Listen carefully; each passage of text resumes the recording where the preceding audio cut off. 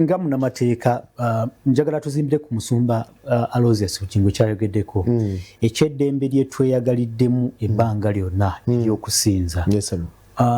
Kino bwe kibanga kizze kikosa kitya oba kigenda kunyigiriza kitya eddembe ly'okusinza? Ekisookera ddala olina okusooka n'otegeera eddembe ly'okusinza kye ki. Eddembe ly'okusinza likuweebwa ssemateeka mu kawaayiro aka 29 aka ssemateeka dda. Kagamba nti nno ojja kubeeranga actually bw'osoma akawaayiro ako kagamba nti nno okukuuma eddembe lyo ery'okulowooza, ery'okwolesa ky'olowooza, ery'okutambuza ebyo by'oboyolesezza mu nzikiriza yo, okukuŋŋaana n'okukalaganya wamu.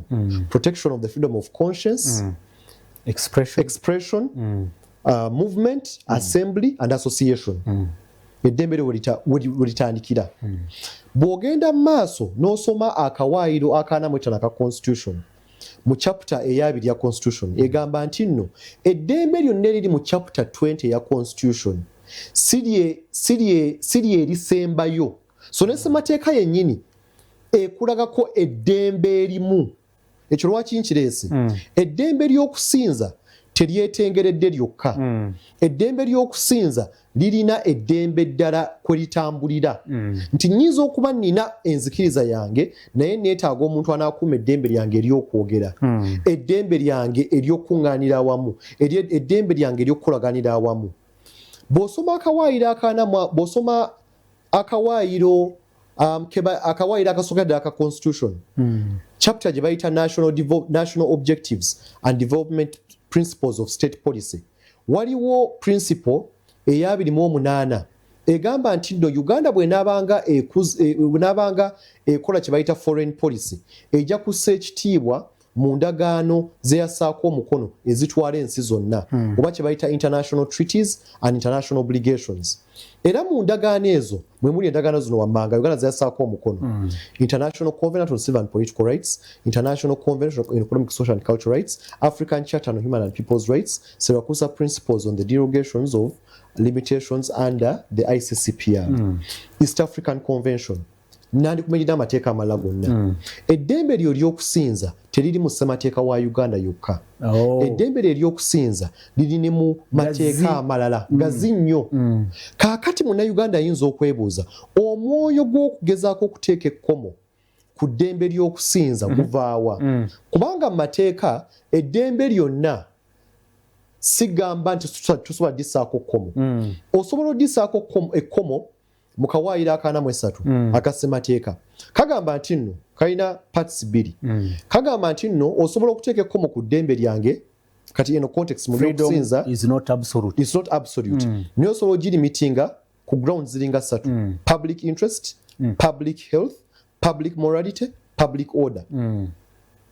Public health, public order, public morality, public interest. Ne bagamba nti abaagala okuteeka ekkomo ku ddembe ly'okusinza beesigama nnyo ku kintu kye bayita public interest. Kyova olaba baleeta etteeka lino bagamba nti nno tukoze research, abantu bagamba kye bageza kugamba public interest.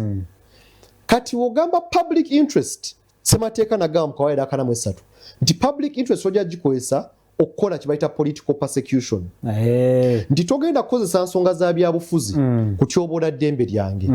Ekyokubiri ne bagamba nti nno bw'onaaba okozesa ground gye bayita public interest kyolina okugobera kiri kimu nti ogoberedde emisingi gya demokrasiya, otaddewo ekkomo mu ngeri omuntu wa bulijjo gy'anaalaba nti ossaamu ekitiibwa eddembe eryo, era ojja kikola mu ngeri eweesa ekitiibwa ssemateeka. Mu luzungu kye bagamba bw'osoma akawaayiro ako kagamba it will be acceptable and demonstrably justifiable in a free and democratic state. Era principles ezo ezikola demokrasiya mwezirimu erigulu gye nagambye national objectives. Era ezimu ku zo omusango munnamawulire bannamawulire bali babiri, Charles Onyango Obo ne Andrew Mwenda bagenda mu kkooti I think yali 2-1 nga batwalayo bateekawo etteeka lye bayitwa ery'okulebera sedition ne bawawo omusango ne gutuuka ne mu Supreme Court era mu Supreme Court omulamuzi yasala omusango ogwo yali kati omugenzi Mulenga kakujeyo paragraph emu gye yayogera yagamba nti nno bw'onaabanga otaputa akawaayiro akaanamu essatu akasemateeka mu luzungu yakigamba bw'ati the limitation it is the fundamental right which is fundamental not the limitation. Nti eddembe lye lisinga obukulu okusinga ekkomo ku ddembe. So omuntu yenna aleeta etteeka eriteeka ekkomo ku ddembe alina okukimanya nno kooti enkulu Supreme Court tulina precedent nti eddembe lyange lye lisinga obukulu era olina okusooka n'ondaga eddembe lyange livaawa likomawa nga tunaleeta ki limitation yonna ekyo lwaki nkikugiddeyo nti munnayuganda ategeere nti togamba bugambi nti bannange tuwulidde nti wali yakuta omwana wali yakoze eki togeneratinga kye bayita public interest tokozesa mawulire tokozesa TV kuleetayo bisangosango osiige ekifaananyi mu bantu nti nno katwetaaga etteeka so ekibuuzo ekyo kyombuuzizza kikulaga mu bugazi bwakyo nti mu mateeka obuzibu buliwa so olina okusooka n'otegeera eddembe lyange litandikirawa era nkulaza olitandikira